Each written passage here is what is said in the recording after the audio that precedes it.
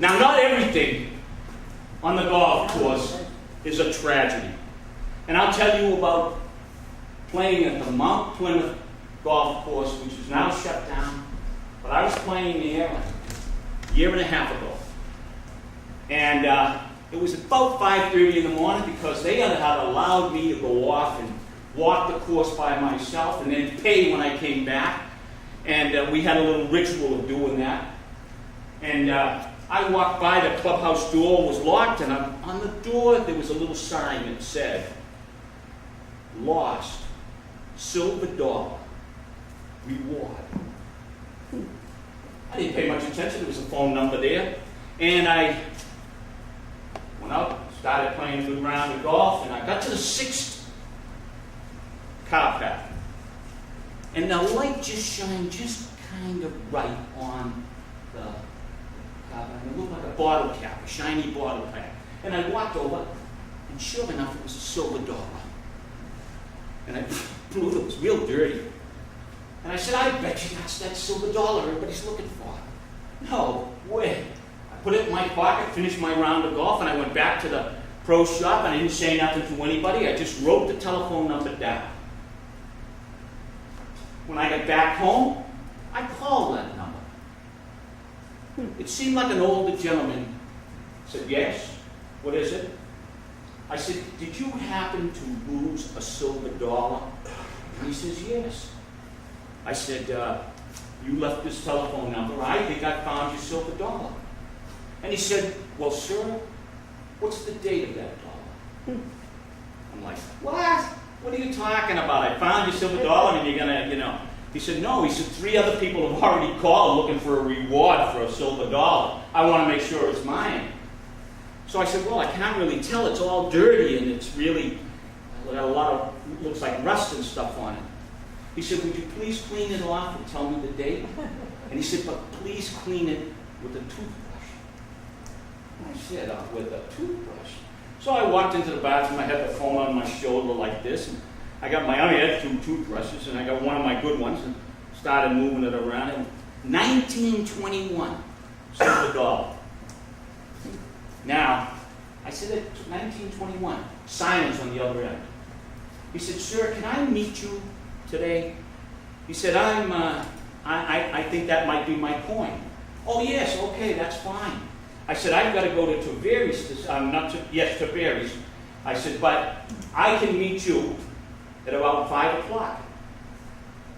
He said, "I'm down here by the Church Street station. I'm in town from Chicago, and I'm looking at real estate down here, and I would like very much if you could meet with me today. I'll be outside at 5, outside the Church Street station sign." I got there at 5. I looked over, and he was sort of a portly gentleman, and he had a nice vest on, a beautiful looking suit, nice tie, and I walked over towards him. I said, "Hi, I'm Bernie O'Brien." And he said, "My name is Dick Dow." I said, "Hi, Dick." He said, "Do you have the silver dollar?" And I said, "Oh, yes, I do." And I took it out. And I put it in his hands, like that. And he looked at it. He turned it over. And tears started coming down his face. And I got a little uncomfortable. I didn't feel, I didn't want to make an older gentleman cry like this. And he says, "That's it. That's my silver dollar." And he said, what can I do for you?" And I said, "Oh, nothing, sir." I said, I'm happy to have found it. I was just walking along having a good..." I said, "You talk about somebody being in the right place at the right time. That thing could have been covered for years." He said, No, I want to do something for you." And I said, "No, it's not necessary." I said, "I tell you what you do." I said, "Tell me why that silver dollar is so important to you." And he says, "I will." He said, "My relatives are from Ireland." I said, "So am I." He said, "Well, my grandfather came from Dublin." And he said, "My grandfather was a heavy drinker, and he also was a heavy gambler. And he had lost all of the family, all of his money that he had worked hard for, gambling. And he was at the gambling table with his last silver dollar. And he put that silver dollar down. And he made a little promise to himself. If I can get out of this problem that I'm in right now, I'll never, ever gamble again. Well, you know, he won that hand. And then he won a couple of more hands after that. And he got even. And then he won just a few more dollars. And he stopped. Nobody ever thought that he would stop, but he stopped. He picked up his winnings, and he went out and he bought 2 milking cows.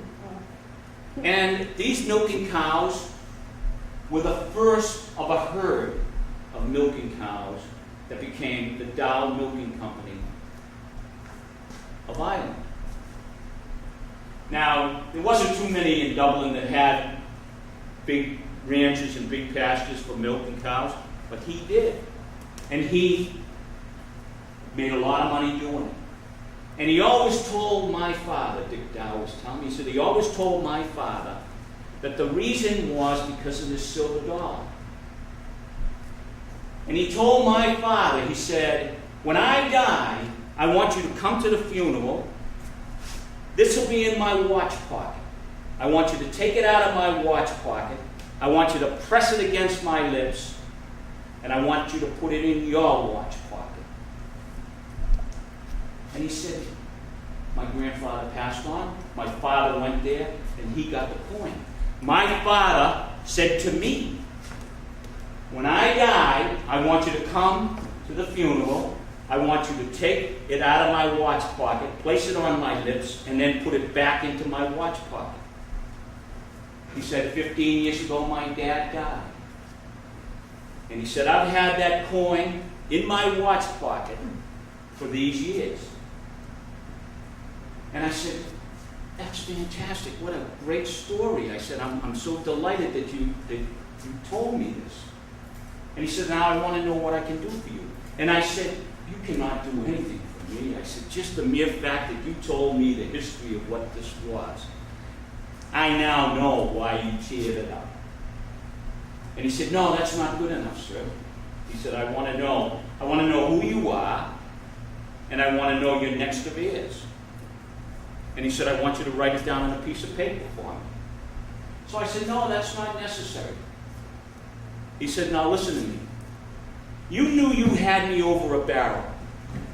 You knew you could have asked for anything. You could have kept that coin. The minute you knew it was my coin, you could have kept that coin. You didn't know how much money I had, and you could have kept that and shaken me down. He said, you're an honest man. I said, well, you know, I mean, it's a silver dollar to me, sir. That's all it was. He said, no. He said, but I never married. All I did was I worked. We now have so many wonderful milking cows. It was a great business to be in. But I'm tired. I'm old. And he said, I've got no one to leave any of this to. And he said, my attorneys, I had 2 attorneys in Chicago, they were the ones who were going to take care of this coin for me. He said, but now I'm going back to Chicago. And I'm going to tell them about O'Brien down here in Florida. And he said, they will be in contact with you at my demise. They, in fact, will fly you to Chicago to the funeral parlor. They will have all the documents that I've left for them. You ought to come to the funeral parlor with this silver coin that I give you. You're to put it in my watch pocket. You're to take it out, put it on my lips, and then you are to take it into your watch pocket. And I guarantee that you and your heirs will always have financial security the rest of your life. Well, I thought about that. And I thought about the responsibility that was being pushed on me. And he said, are you in agreement to that? I said, yeah, I can do that for you. He said, well, that's the way it's going to be. And so we drifted off. And I started making my way up that street, and I sort of just looked back at him as he was drifting off. And I just thought, life is but a gamble from the cradle to the grave.